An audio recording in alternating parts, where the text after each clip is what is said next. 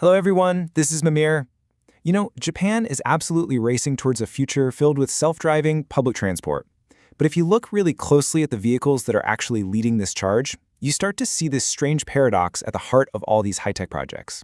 So today, we're going to unpack why Japan's vision of the future seems to be getting built with buses from somewhere else. It all really starts with a couple of headlines that probably caught your eye. An autonomous shuttle in Osaka has an accident during a trial run for a huge expo. A little while before that, a self-driving bus out in Hachioji, Tokyo, collides with a tree. Now, these aren't just one-off incidents. They're kind of like cracks starting to appear in Japan's big vision for the future of getting around. And that brings us to the central mystery here. These are supposed to be flagship Japanese projects, right? Things meant to show off the nation's incredible tech skills. So why is it that when you look at the actual vehicles involved, they're so often from China or maybe Europe? Where are Japan's own world-famous car and truck makers in all of this?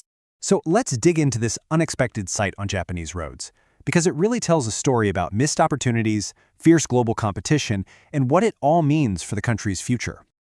Okay, first, it helps to know how you even get an autonomous bus in the first place.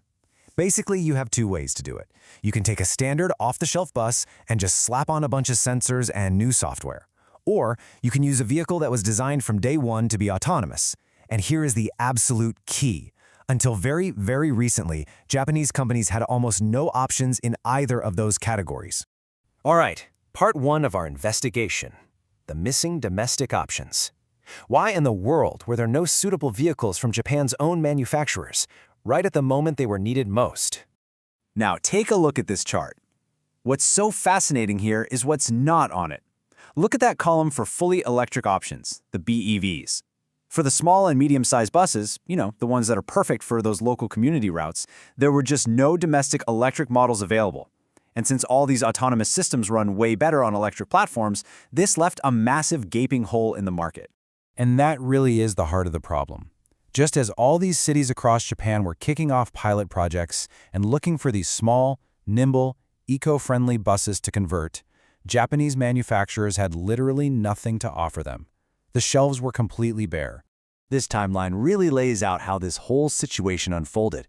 You can just see how far behind the domestic players were. Hino's much-needed small electric bus, the Poncho ZEV, its launch was frozen way back in 2022.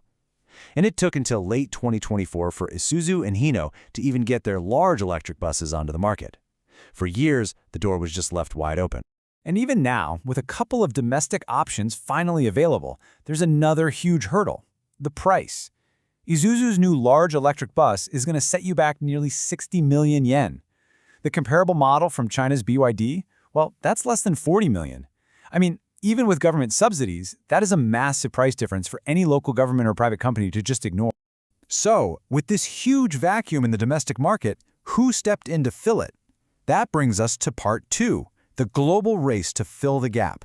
A race that was fueled by some fast-moving startups and some major stumbles back home. At first, the answer actually came from Europe. You had these French startups like EasyMile and Navia, and they were the global pioneers in these purpose-built autonomous shuttles. Navia's Arma bus, which you see here, pretty much became the go-to vehicle for all the early trials across Japan, in cities from Nishin to Hitachi-Oda. So this all just begs the question, right? What were Japan's own automotive giants? We're talking Toyota, Honda. What were they doing this whole time? Well, they had some really big plans, but they hit some major roadblocks. First up was Toyota's e-Palette. This thing was supposed to be Japan's big answer to the autonomous future. But after a collision with a visually impaired pedestrian at the Tokyo Olympics in 2021, the entire public rollout was stopped dead in its tracks. All these projects across the country that had been counting on using the e-Palette were suddenly left scrambling for a replacement. And then came the second blow. Honda had teamed up with GM on its Cruise autonomous vehicle, and they had a really ambitious plan to launch a service in Tokyo by 2026. But then, completely out of the blue, GM abruptly shut down the entire Cruise division, globally. Just like that, the Japanese project vanished overnight. So, what happened after these two massive domestic projects failed? Well, the key players in Japan's autonomous world, like the SoftBank-owned firm Boldly, they had to pivot, and fast. They completely shifted their strategy, moving away from those early European shuttles and turning more and more to Chinese suppliers like WeRide and AlphaBus. really just to keep their projects alive. So that's how we ended up here. Now, let's pull back and look at the bigger picture. Why does any of this really matter for the future of Japan? It matters because of this number right here, 10,000. The Japanese government has set a brand new, incredibly ambitious target. They want to have 10,000 autonomous commercial vehicles, that's buses, taxis, and trucks, on the road and in service by 2030. That's a gigantic leap from where we are today. But here's the thing. Trying to hit that 10,000 vehicle goal, mainly with imported vehicles, carries some huge long-term risks. For one, it could really stifle the domestic auto industry.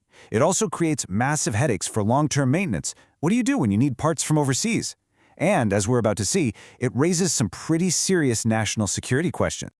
And that security concern? It's not just some abstract idea. Just recently in Europe, authorities in a few countries discovered a vulnerability in some Chinese-made electric buses. It was a backdoor that could have allowed the vehicles to be shut down remotely. That is a pretty stark reminder of the risks of depending on foreign tech for your critical infrastructure. And so, this is really the fork in the road for Japan. The country is desperate to solve its massive driver shortage and to bring life back to rural transport. So does it prioritize speed, hitting that 10,000 vehicle goal by any means necessary, even if that means relying on foreign technology? Or does it choose a slower, more strategic path and invest in its own domestic industry to build a secure and sustainable autonomous future from the ground up? The choice they make now will really define Japan's place in the next 100 years of mobility. If you found this channel interesting, please subscribe and hit the like button.